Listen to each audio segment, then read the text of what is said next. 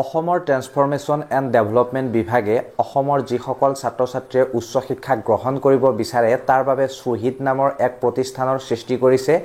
যাক আমি সহজ সৰল ভাষাত এমএলএ স্কলাৰশ্বিপ বুলিও কওঁ আৰু এই স্কলাৰশ্বিপ পাবৰ বাবে যদি তোমালোকে বিচাৰি আছা তেন্তে এই ভিডিঅটো সম্পূৰ্ণ শেষলৈকে চাবা যদি চেনেলত নতুন হয় চেনেলটো সাবস্ক্ৰাইব কৰিবা ফেসবুকত চাই থকা সকলে পেজখন ফলো কৰি লবা আৰু ভিডিঅটোত এটা লাইক কৰি থবলৈ নেপাহৰিবা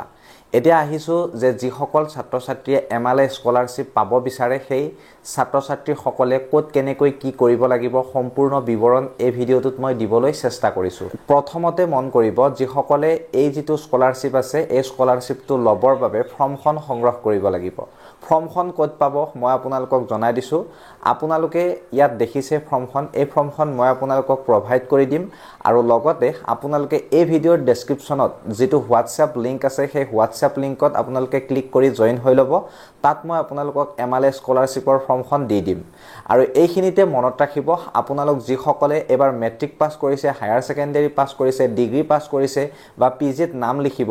তেওঁলোকৰ বাবে এই স্কলাৰশ্বিপটো কাৰণ আপোনালোকে মনত ৰখা উচিত প্ৰত্যেক সমষ্টিতে যিসকল ছাত্ৰ ছাত্ৰী থাকে তেওঁলোকৰ বাবে এমএলএ ফাণ্ডত প্ৰায় 50 লাখ মান টকা আহে আৰু সেই টকাখিনি এমএলএ তেওঁৰ সমষ্টিৰ যিসমূহ ছাত্ৰ ছাত্ৰী থাকে তেওঁলোকক স্কলাৰশ্বিপ হিচাপে প্ৰদান কৰে গতিকে এই স্কলাৰশ্বিপটো পাবৰ বাবে কি কি যোগ্যতা থাকিব লাগিব কি কি ডকুমেন্টছ লাগিব কেনেকৈ আবেদন কৰিব লাগিব ফৰ্মখন ক'ত পাব সেয়া মই কলোৱে আৰু আপোনালোকক স্ক্ৰিনত সম্পূৰ্ণকৈ মই দেখুৱাবলৈ চেষ্টা কৰিছো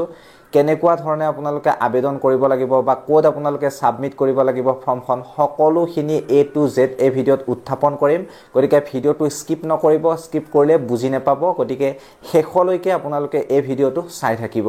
এতিয়া মন কৰিব এইখন হৈছে আপোনালোকৰ ফৰ্ম এই ফৰ্মখন আপোনালোকক মই দি দিম WhatsApp গ্ৰুপত আপোনালোকে জয়েন হৈ ল'ব তাৰ পিছত আপোনালোকে ইয়াত দেখিছে 10 এপ্ৰিল 2024 তাৰিখে কিছু বিৱৰণ ওলাই আহিছে আৰু ইয়াত আপোনালোকৰ বিভাগৰ নাম হৈছে ৰূপান্তৰ আৰু উন্নয়ন বিভাগ অসম আঁচনিৰ নাম হৈছে সুহিত বৃত্তি আঁচনি তাৰ পিছত আপোনালোকৰ আঁচনিৰ প্ৰকাৰ হৈছে আৰ্থিক সাহায্য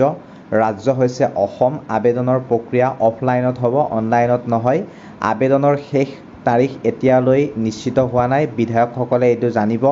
বৃত্তিৰ ধন 5000 ৰ পৰা 20000 টকালৈকে আপোনালোকে লাভ কৰিব আৰু অৰ্হতা দশম আৰু তাৰ ওপৰৰ শ্ৰেণীৰ আপোনালোকক মই ইতিমধ্যে কৈছোৱে আৰু ইয়াত কেইটামান নিয়ম আছে এই নিয়ম কেইটা মই আপোনালোকক জনাইছো এটা বৃত্তীয় বৰ্ষত এটা বিশেষ পৰিয়ালৰ পৰা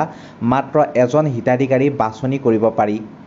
সফল ছাত্ৰ ছাত্ৰীসকলে সমগ্ৰ সময়ছোৱাৰ বাবে পুনৰাবৃত্তিমূলক আৰ্থিক সাহায্য লাভ কৰাৰ যোগ্যতা অৰ্জন কৰিব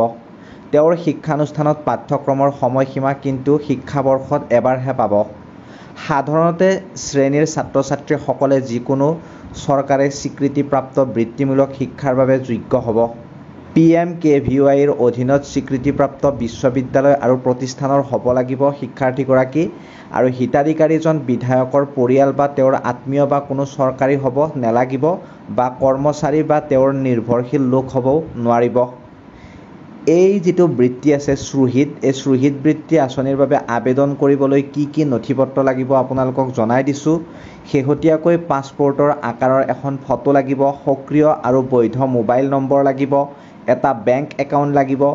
বা গ্ৰাম্য বেংক বা অসম এপেক্স বেংকত থাকিলেও কোনো কথা নাই এটা বৈধ আইডি প্ৰমাণ লাগিব ধৰক আধাৰ কাৰ্ড পান কাৰ্ড এনেকুৱা ধৰণৰ এটা আইডি প্ৰুফ লাগিব তাৰ পিছত আপোনালোকে মন কৰিব বিধায়ক বৃত্তিৰ বাবে কেনেকৈ আবেদন কৰিব লাগিব এই আঁচনিৰ বিষয়ে অধিক জানিবলৈ আপুনি আপোনাৰ সমষ্টিৰ স্থানীয় বিধায়কৰ সৈতে যোগাযোগ কৰিবলৈ আমি আপোনাক দৃঢ়ভাৱে পৰামৰ্শ দিছো এই আঁচনিৰ কেইবাটাও চৰ্ত আছে সকলো সমষ্টিত হয়তো বেলেগ হ'ব পাৰে সেইবাবে আমি আপোনাক আপোনাৰ বিধায়কৰ কাৰ্যালয়ৰ সৈতে যোগাযোগ কৰিবলৈ কঠোৰ পৰামৰ্শ দিছো নিশ্চিতকৰণৰ পিছত যোগ্য আৰু আগ্ৰহী প্ৰাৰ্থীসকলে তলত দিয়া সহজ পদক্ষেপসমূহৰ দ্বাৰা এই বৃত্তিৰ বাবে অফলাইন বিধায়ক বৃত্তিৰ বাবে আবেদন জমা দিব পাৰিব বিধায়ককে জমা দিব লাগিব বা বিধায়কৰ যেটো কাৰ্যালয় থাকে সেই কাৰ্যালয়তে জমা দিব লাগিব লাহে আৰু আহি আছে এই আঁচনিখনৰ আবেদন এতিয়া আপোনালোকে তলত দেখিছে ফৰ্মখনৰ PDF মোৰ লগত আছে বাৰম্বাৰ কৈছো WhatsAppত আপোনালোকে জয়েন হওক WhatsApp গ্ৰুপত জয়েন হোৱাৰ পিছত ফৰ্মখন প্ৰভাইড কৰি দিম আৰু আপোনালোকে ঠিক এনেকুৱা ধৰণে ফৰ্মখন লাভ কৰিব আৰু মোবাইল বা কম্পিউটাৰৰ দোকানত এই ফৰ্মখন উলাই ল'ব পাৰিব আগতীয়াকৈ গতিকে আপোনালোকে অতি শীঘ্ৰে এই কামটো কৰক আশা কৰোঁ নিশ্চয় আপোনালোকে ভিডিঅ'টো চাই ভাল পালে। যদি ভাল পালে ভিডিঅ'টো শ্বেয়াৰ কৰিব আপুনি আপোনাৰ ফ্ৰেণ্ডসকলৰ মাজলৈ। ধন্যবাদ। জয় অসম।